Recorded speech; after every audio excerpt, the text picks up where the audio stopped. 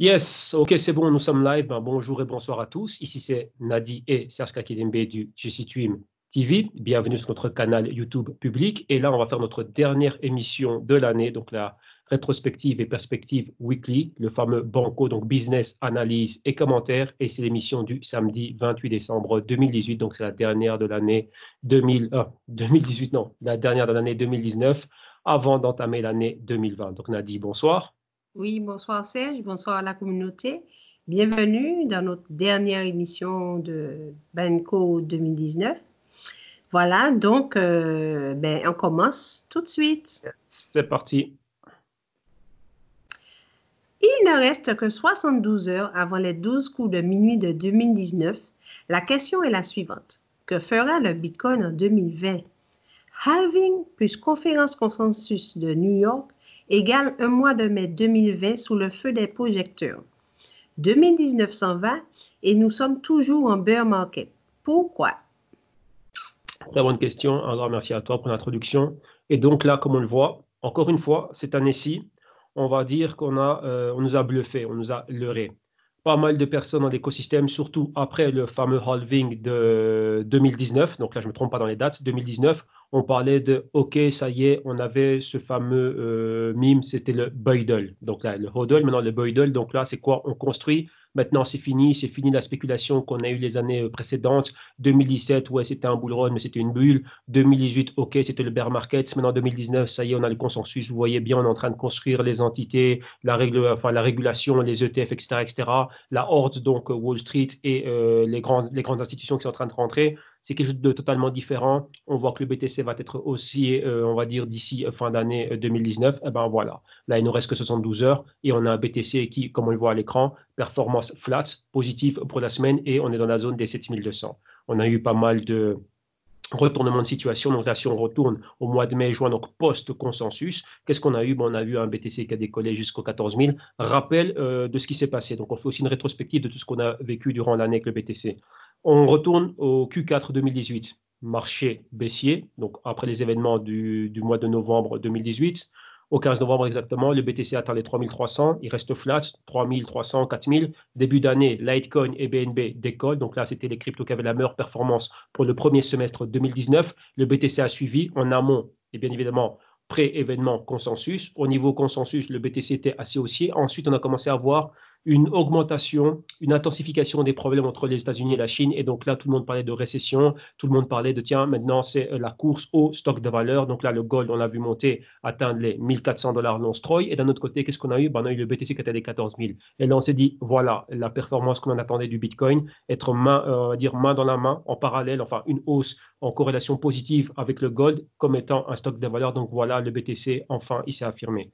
Qu'est-ce qu'on a vu par après? Le gold a maintenu ce niveau et a monté plus haut pour atteindre les 1500 et des poussières. Et on voit quoi? Le BTC a commencé à dégringoler petit à petit. Sinon, ça va se reprendre. C'est une correction, c'est si c'est ça. Et là, on a vu, tiens, perdre pratiquement moins 50%. On va arrondir 14 000, 7 000, ça fait moins 50%. Et là, il nous reste que 72 heures d'ici la fin d'année. Pensez-vous qu'il va se récupérer? D'un autre côté, comme on le verra un peu plus loin, le stock market atteint des nouveaux hauts historiques. Le gold s'est maintenu dans la zone des 1500 et le BTC, il est où? D'un autre côté, il y a pas mal de métriques fondamentales qu'on met en avant. Donc, j'ai fait une vidéo publique par rapport à cela. Nombre de wallets, le hash rate qui est aussi, et surtout, les méga grands événements de l'année 2020. Maintenant, on se dit non, ce qu'on espérait pour 2019, ce sera en 2020. Et c'est quoi? C'est le halving et c'est le consensus. Maintenant, lorsqu'on regarde les parties prenantes, donc les mineurs, etc., etc., j'ai fait une vidéo par rapport à Bitmain et leur stratégie par rapport à cela, mais lorsqu'on regarde le reste de l'écosystème, tout le monde dit une chose, le BTC a été créé en 2009. Il y a eu un white paper qui a été fait en 2009 dans lequel on voyait déjà tous les halvings qui étaient prévus. Donc, le halving, son prix est déjà compté. C'est déjà compté dans le prix plutôt. Pourquoi? Sinon, on sait très bien qu'il n'y aura que 21 millions de BTC, et donc pourquoi est-ce que le prix ne monte pas? Donc là, les parties prenantes, je dis bien les parties prenantes, donc les mineurs, etc., les exchanges, et on va dire les gros exchanges, et on va dire les gros business, en fait, les tierces parties qui nous donnent accès au BTC, donc wallet, etc., pour eux, c'est déjà compté dans le prix, ils ne s'attendent à rien d'extraordinaire. Donc là, mais néanmoins, comme ils le disent, on aura pas mal de buzz, et vu que la hauteur de bloc auquel pourrait se passer ce fameux halving, c'est hauteur du 5 mai, entre le 5 et le 12 mai, donc là, ça correspond au moment où on a l'événement Consensus New York 2020. Donc là, encore une fois, il y aura pas mal de choses qui vont être faites. Et donc là, bien évidemment, ce sera quoi? Ce sera de la volatilité. La volatilité sera en rendez-vous.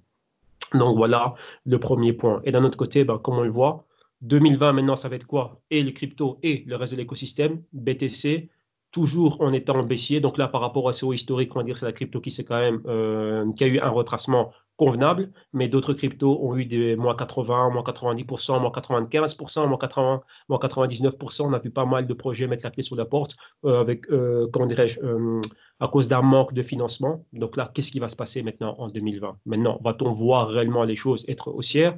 D'un côté, mettons de côté le halving et la conférence consensus, on a la SEC, les ETF. Qu'est-ce qui va se passer à Wall Street? Donc, rappelez-vous, hein, si Wall Street, enfin, quand je dis Wall Street, c'est le monde financier en général, s'ils doivent commencer à regarder ce qui se passe au niveau des cryptos, donc à injecter des capitaux dans les cryptos, qu'est-ce qui se passe? Rappelez-vous que le stock market est au plus haut, on a une année d'élection, on a une extension très longue en termes de cycle business super haut. Donc là, au lieu de 7 ans, on a étendu cela à 10 ans. Qu'est-ce qui se passe? Donc, il y a beaucoup, beaucoup de choses qui vont se passer en 2020 et là, on risquerait d'avoir pas mal de surprises. Donc là, tout investisseur et tout spéculateur doit réellement être vigilant. Donc voilà, en gros, l'introduction.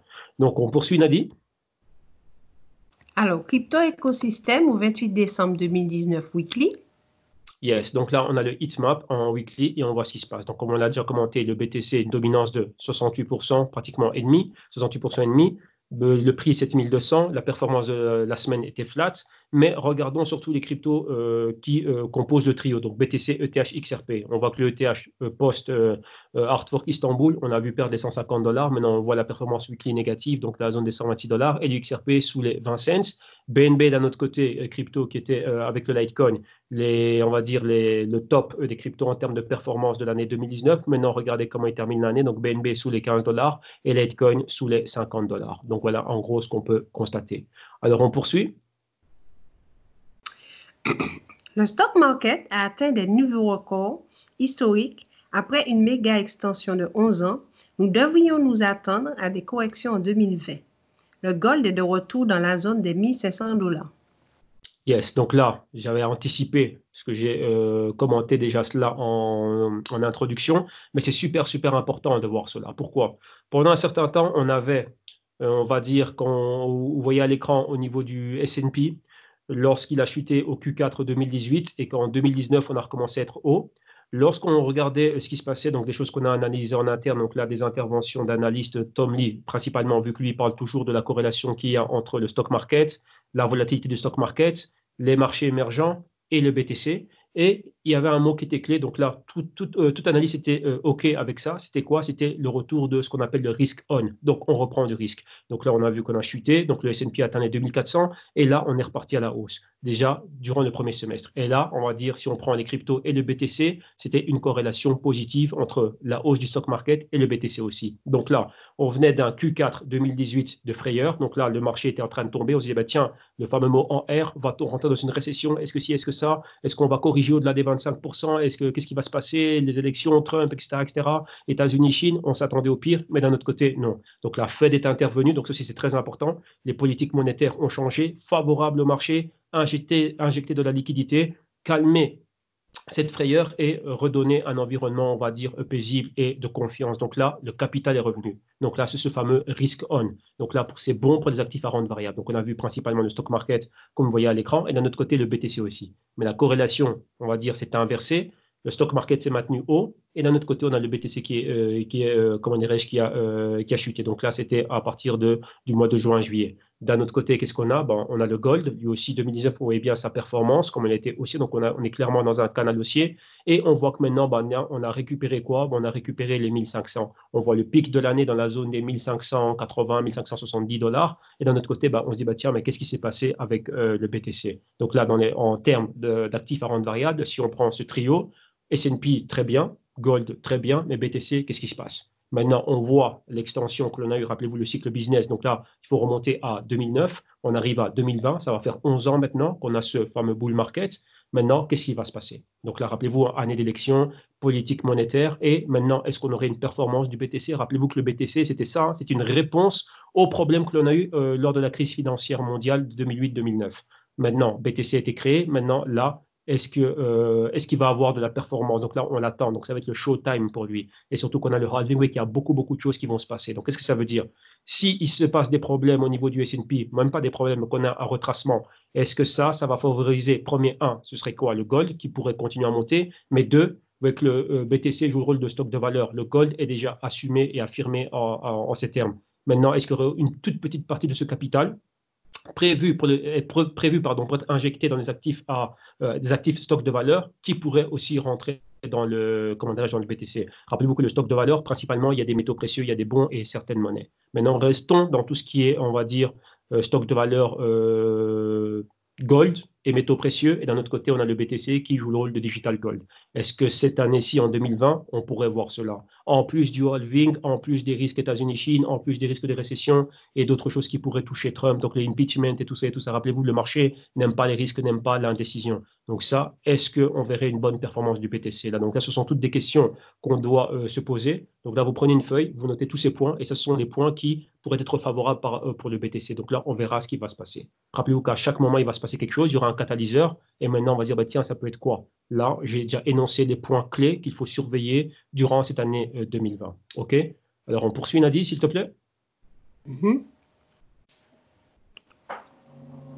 Suivant, s'il te plaît.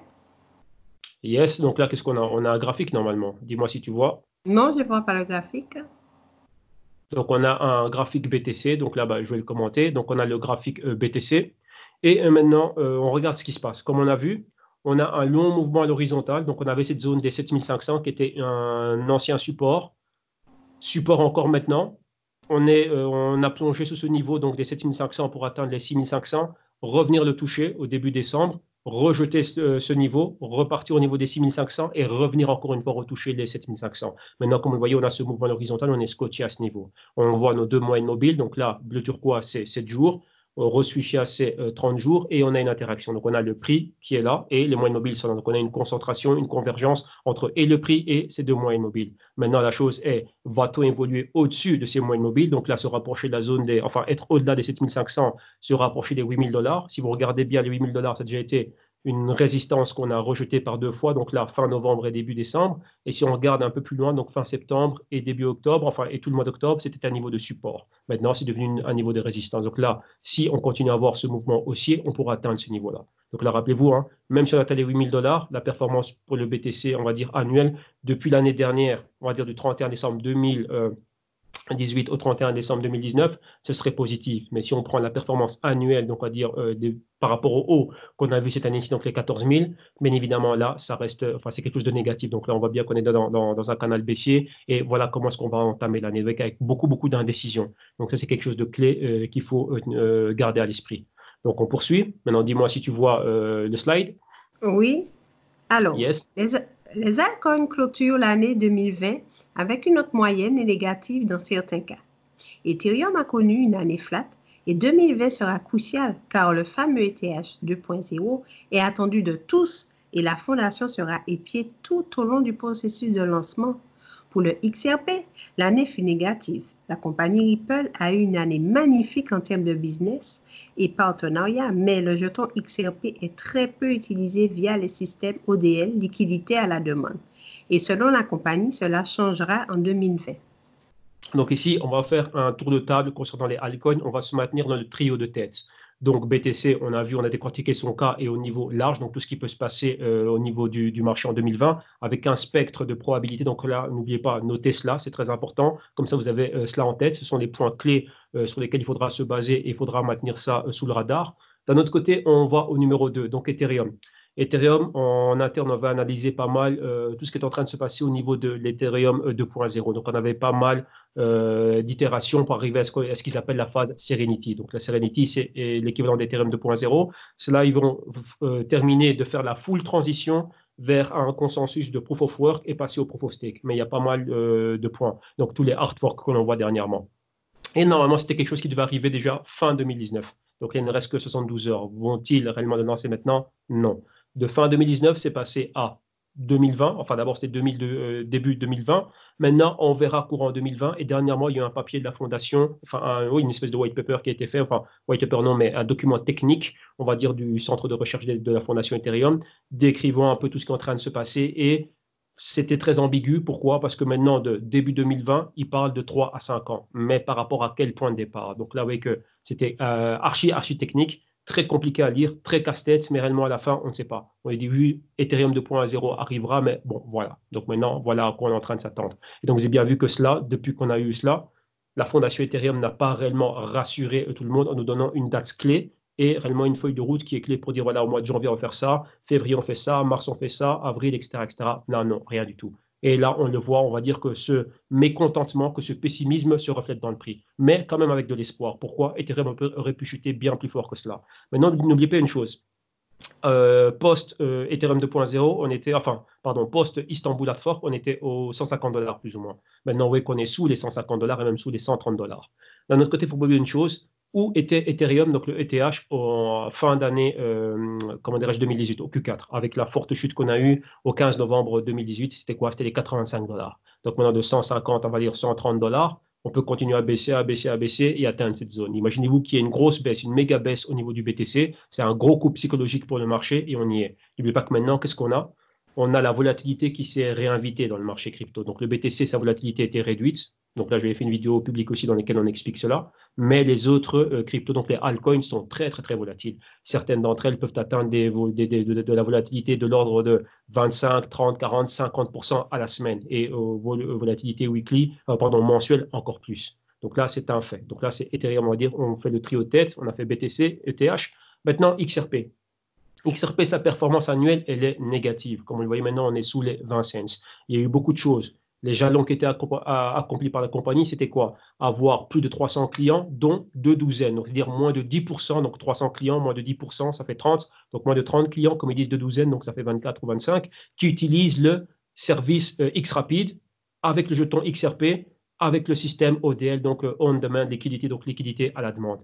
Un des grands partisans de cela et un de leurs partenaires, on va dire, de leurs clients qui utilisent réellement le ODL avec un fort volume, c'est MoneyGram. Et MoneyGram, pour le moment, ils disent bien qu'ils utilisent le jeton XRP à travers le XRapid en utilisant le stratagème ODL juste dans les transferts transfrontaliers entre les États-Unis et le Mexique, mais que ça compte pour moins de 10% de ce qu'ils font. Et il y a des volumes en centaines de millions de dollars. Donc, c'est juste cette passerelle dans laquelle il y a une utilité du XRP. Donc, rappelez-vous, juste, on va dire 24-25 clients qui le font, mais des volumes minimes. Donc là, ça ne va pas stimuler la demande du XRP, ça ne va pas faire quelque chose de super, super grand. Maintenant, comme ils disent dernièrement, on a vu qu'ils ont une levée de fonds, ils ont levé 200 millions de dollars avec des compagnies comme SBI, etc., etc. Et maintenant, ça donne une évaluation de la compagnie. Donc, il faut bien faire la différence entre le jeton et la compagnie. La compagnie Ripple est évaluée à plus de 10 milliards de dollars. Et d'un autre côté, Brad Garlinghouse, le PDG, a parlé pour dire, OK, nous, la compagnie, ça va bien, on est bien financé. Donc, on va pouvoir continuer à développer le XRP Ledger, mais il faut s'attendre à ce que 2020 change. Qu'est-ce que ça veut dire ici? Beaucoup plus d'utilité du jeton XRP. N'oubliez jamais qu'ils ont trois services, XVIA, Xcurrent et Xrapid. Et c'est le Xrapid qui utilise le jeton XRP avec le On-Demand Liquidity, donc le ODL. Et donc là, ils se disent qu'attendez-vous à ce que 2020, ça change, qu'il y ait de plus en plus de partenaires et de banques qui utilisent cela. Donc là, qui vont avoir des holdings de XRP, demander du XRP et l'utiliser. Donc là, on verra quelles sont les stratégies et comment cela va être implémenté. Donc, selon eux, leur perspective, c'est d'avoir un autre visage et une plus grande utilité du XRP en 2020. Donc là, on est tous témoins et on verra ce qui va se passer. OK, donc voilà, slide suivant, on a dit. Graphique ETH-USD. Yes, alors ici, on repart, on va rester avec le trio de tête. Donc, on a fait BTC. Maintenant, regardons ETH et sa performance. Donc là, on revient un peu sur ce que je disais. Donc, rappelez-vous, hein, dernièrement, on a vu en pré Hard Fork Istanbul, on était dans la zone des 150 dollars. Comme vous le voyez, on venait des niveaux bien plus hauts, donc la zone des 200 dollars. Et c'était quoi tout le courant du mois de novembre? Donc, vous voyez comment on a commencé à perdre de manière graduelle ces zones. Donc, on avait 200 dollars, on avait les 160 dollars comme support. On a perforé cela après avoir tâtonné ce niveau à 3 reprises. Donc là, fin septembre, dans la dernière ligne droite du mois d'octobre, et on voit là aux alentours du 20, entre le 20 et le 25 novembre, on a perforé les 160 dollars, chuté aux 140 dollars, reprendre les 150 dollars, rester à l'horizontale, chuter, donc post Hard Fork Istanbul, atteindre les 120 dollars comme vous voyez là en pic. Maintenant, on est dans la zone des 130 dollars. Et rappelez-vous ce que je vous ai dit. Ethereum avait fini l'année sa chute, donc le pic plus bas qu'il avait touché en 2018, en fin d'année 2018, au 15 novembre, c'était la zone des 85 dollars. Donc maintenant, bah, ouais, 120 dollars, on n'est pas très loin de ce niveau-là. Donc là, faut-il s'attendre à avoir un ETH aller bien, bien, bien plus bas? En gros, c'est ça. Lorsqu'on regarde le price action et qu'on voit comment il évolue par rapport au mois immobile, donc rappelez-vous, on est en journalier, bleu turquoise c'est 7 jours, reçu ça c'est 30 jours, on peut s'attendre à avoir une interaction. Quoique, si on regarde la fin du mois de novembre et courant du mois de décembre, on a juste une interaction avec la monobile de 7 jours, donc la bleu turquoise. Et on a complètement ignoré celle de 30 jours et on a continué de maintenir le patron d'escalier baissier. Donc là, en gros, c'est un signe. Est-ce qu'on aurait la même chose? Qu'est-ce que ça veut dire? Long mouvement d'horizontale, donc d'ici les derniers jours qui nous restent du mois de décembre et de l'année 2019. Et ensuite, commencer l'année en étant flat et catalyseur. Donc là, si on a une news positive, pourquoi pas monter? Mais on s'attend bel et bien à avoir des news, il y a de fortes probabilités que la libération de cette énergie soit négative et donc on voit le THE tomber plus bas, donc là perforer les 120 dollars de support, ensuite les 100 dollars et ensuite pourquoi pas atteindre son bas des 85 dollars, donc les bas atteints en fin d'année 2018. OK, donc on poursuit Nadie s'il te plaît. Graphique XRP USD. Yes, alors là, on parle du XRP, on en a parlé pas mal, comme on est en train de le commenter là tout de suite. Donc là, la différence entre la performance de la compagnie Ripple pour qui le business va super bien et le jeton XRP qui a eu une très mauvaise performance. Donc là, comme on le voit, on est baissier depuis qu'on avait atteint la zone des 32 dollars, donc c'était au début novembre. On voit clairement comment on a chuté, atteindre un niveau intermédiaire clé, donc c'était la zone des 24 cents. Ensuite, les 22 cents, donc excusez-moi, je pense que j'ai dit 30 dollars, c'était 30 cents, donc 30 et 32 cents en résistance début novembre. Ensuite, on a les bas courant fin du mois de novembre, donc c'est la zone des 22 cents. Perforer les 22 cents, c'est le niveau psychologique des 20 cents. Et maintenant, comme vous le voyez, on est là dans cette zone comprise entre les 18 cents et les 20 cents. Donc là, on est en mouvement horizontal, comme on a vu avec le TH. Et on a vu cela aussi de la fin novembre et pratiquement courant du mois de décembre, où on a chuté fort, atteint les 22 cents et avoir un mouvement horizontal, comme vous le voyez à l'écran, et être scotché à la moyenne mobile de 7 jours. Donc voilà, en gros, donc c'est la bleue turquoise. Maintenant, vous voyez qu'on est en train de répéter cela. Donc, pour avoir le même patron, rester à l'horizontale, jusqu'à ce qu'il y ait que le marché, on lui assène un méga coup, mais un coup qui va le faire plonger plus bas et donc perforer des supports clés. En termes de market cap, on a une market cap qui est de 192 milliards de dollars. Donc, ce serait quoi la clé? Maintenant, c'est atteindre le niveau des 175 milliards de dollars et pourquoi pas plonger, si on parle de chiffre rond, toucher les 150 milliards de market cap. Et donc, BTC aussi, ce serait des niveaux clés. Une chose que je n'avais pas commenté avec le BTC, c'est quoi? C'est que le BTC avait atteint un prix plus bas, donc c'était les 6500 qu'on a atteint récemment. Et ces 6500, c'est équivaut à quoi? C'est équivaut au niveau duquel on a plongé en fin 2018. Donc là, au Q4 2018, donc entre le 12 et le 15, le BTC tâtonnait au niveau des 6500. Et au 15 novembre, lorsqu'il y a eu, on va dire, la news, donc le hard fork BCH avec BSV, etc., c'est là que le BTC est tombé. Donc là, c'était un niveau clé de support qui a été perforé. Maintenant, ce support est encore remis en jeu. Donc là, maintenant, ce support est encore en péril. Donc, juste le fait de retrouver ce niveau, c'est quelque chose de psychologique. Et dès qu'il a perdu les niveaux des 6500, rappelez-vous, fin 2018, il est directement tombé aux 3300. Donc, voilà ce qu'on peut voir ici pour le BTC. Donc, il y a tout ça de spread. Et rappelez-vous, hein, pour le moment, la volatilité est contenue. Donc, dès que la volatilité, on va dire, va revenir, elle va être mise en avant, donc là, elle va augmenter. Là, on va avoir des mouvements violents. Donc, ça peut être violent à la hausse, mais maintenant, l'énergie, comme je l'ai dit, on pense plutôt qu'elle va être libérée vers le bas. Donc, ça va être violent vers le bas. Donc là, c'est là que vous voyez qu'il y a des méga bougies baissières et il y a des mèches. Donc, on touche un point bas et on revient clôturer légèrement plus haut, mais les dommages sont déjà faits. Et ensuite, on a la continuité de ce mouvement baissier. Donc voilà tout ce qu'on peut commenter pour les cryptos. Encore une fois, comme on a dit, l'année bull market, cette année-ci 2019, ce ne sera pas un bull market. Ça, ce serait très étonnant de voir le marché monter tout de moon et avoir un BTC qui dépasse les 25 000 dollars, les 20 000 dollars, et pourquoi pas atteindre les 25 000 dollars en moins de 72 heures. Ce serait réellement peu probable et déjà, ce serait très, très, très douteux. Donc là, ça monte vite. Rappelez-vous, volatilité qui monte vite, chute vite aussi. Donc tout simplement, c'est ça. Et donc, pour terminer, qu'est-ce qu'on a encore, Nadie? Alors, graphique Neo USD. Yes, donc là, pour donner un peu une autre perspective d'autres altcoins, on a le Neo qu'on avait suivi déjà depuis pas mal de temps. Donc, rappelez-vous, lorsqu'il avait atteint, il était parti des 7 dollars fin octobre, monté pour atteindre les 14 dollars suite aux déclarations du président chinois Xi Jinping. Depuis lors, on a vu comment il a baissé. C'est une crypto qu'on a suivi pas mal. Donc, rappelez-vous, on était déjà en train d'anticiper les retracements et les niveaux qui pourraient revenir et retester. Donc là, on était dans le bon, donc tant mieux, c'est cool. Maintenant, qu'est-ce qu'on a? On a cette zone des 8 dollars. Maintenant, le but du jeu, c'est quoi? C'est d'anticiper. Qu'est-ce qui va se passer?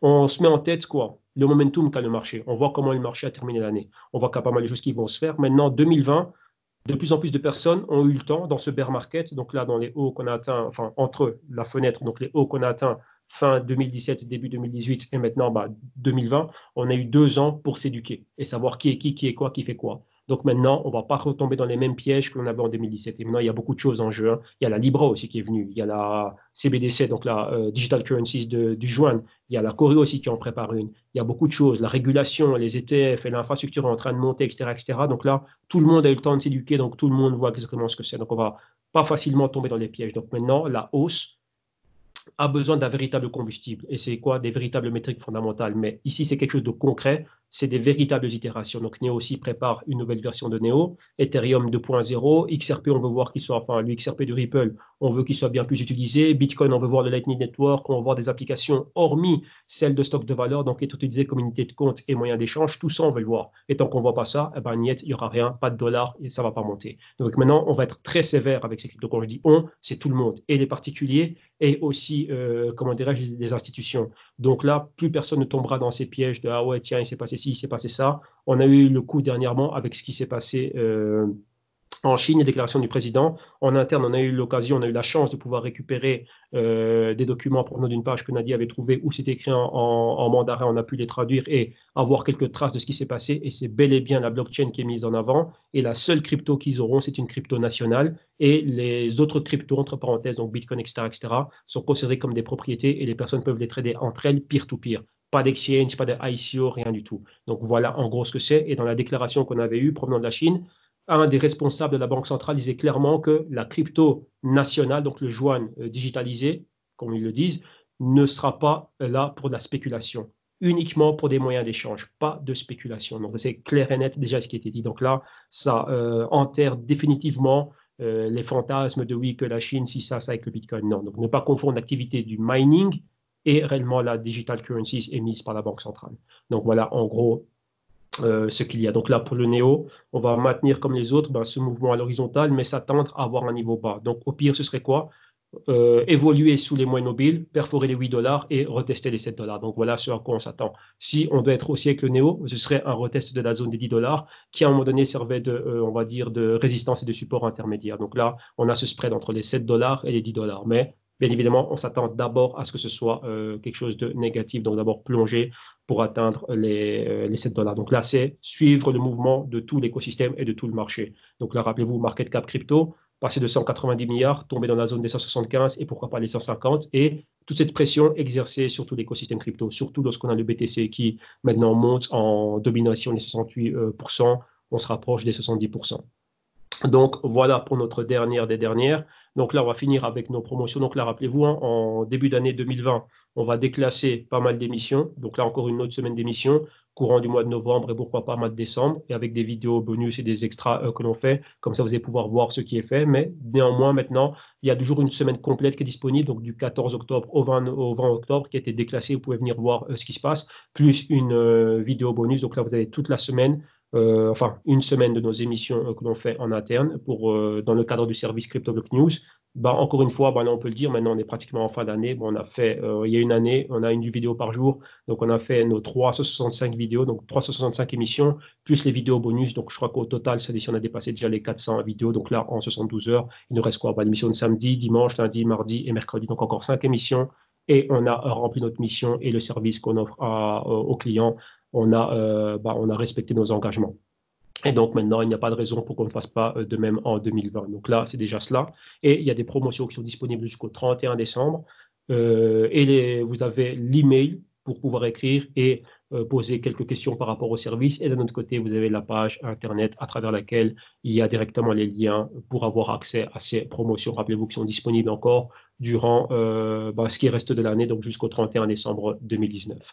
Donc voilà, pour la dernière émission, on a voulu expliquer pas mal de choses, avoir des points clés. Donc n'oubliez pas de noter les points clés que l'on a énoncés au début de l'émission d'introduction. Et comme ça, vous savez exactement à quoi vous attendre pour l'année 2020, surtout qu'est-ce qu'il faut surveiller pour cette année 2020. C'est super, super important. Donc voilà, pour ma part, un grand merci à tous et une bonne fin d'année. Et on se retrouve en 2020. Donc Nadie, le mot de la fin, c'est pour toi. Voilà, moi aussi, je vous souhaite une bonne de bons derniers jours de 2019. Voilà. Et que Yes. 2020 soit l'année de la réussite pour tout le monde. Voilà. Et surtout, restons prudents sur les marchés. Voilà, à l'année prochaine. Bye bye. Ouais, tout le monde, focus, un grand merci, ciao et une bonne année à vous tous. Merci, bye.